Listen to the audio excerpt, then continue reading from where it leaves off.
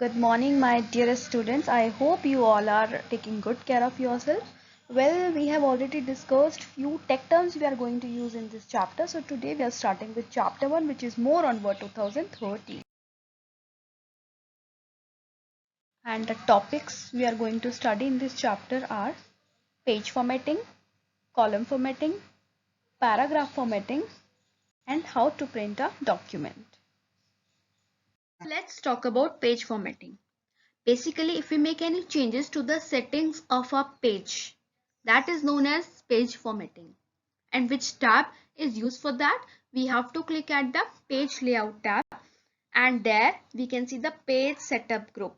So that is used for page formatting. So when we click at the page layout tab, we can see their margins, size, orientation, breaks, etc.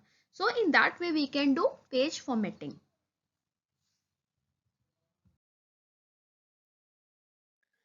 Now we are talking about column formatting.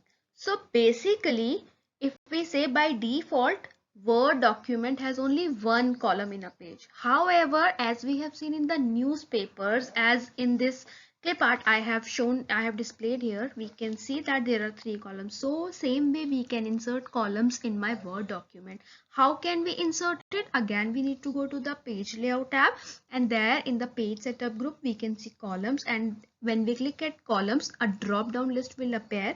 Therein we can select how many number of columns we want. Next, I am going to talk about is paragraph formatting.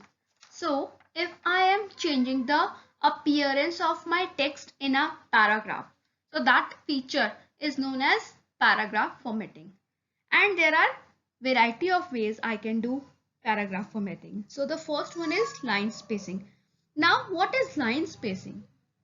So you can say it is the amount of white space between two consecutive lines in a paragraph. That is known as if a line spacing. So I can change the line spacing. In the clip art you can see it is 1.0, 1.15, 1.5. So this is called points. It is measured in terms of points. So I can change that. Next I have is paragraph spacing. Paragraph spacing is the amount of white space between two adjacent paragraphs. So I have to click at the page layout tab, and then in the paragraph group I can specify the spacing before and after which I want, and the clip art is attached for your reference, right? Next we have in paragraph formatting is the alignment. I can change the alignment. Alignment means the way in which the text is placed between the margins of a page. Since I know I have top, bottom, left and right margins. So the top and bottom page margins I can change through vertical alignments, and left and right page margins I can change through horizontal alignment. How I can do that? I'll go to page layout tab, and then in the page setup group I have to click at the page setup dialog box launcher. When I click there, a page setup dialog box will appear. There I can change the settings. I can go to the vertical alignment box and I can change the settings. Similarly, I can change the horizontal alignment. I have to click at the page layout tab. I have to go to the paragraph group, and then I have to click at the paragraph dialog box launcher. So a dialog box will appear, and there I can click at the indents and the spacing tab, and the alignment option will be there. So I can choose which option I want. It will be like left, right, center or justify, and then I have to click at OK. So I want you to try all these things. And the last topic of this chapter is how to print a document. So printing a document means I am generating a hard copy of my document which I can see on the computer screen. Now when I have generated the hard copy, that is known as a printout. So to take print I have two options.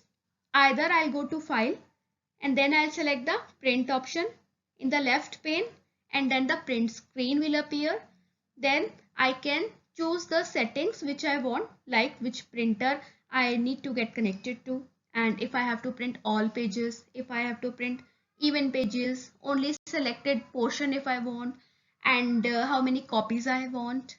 And there are many options, so you need to try them, right?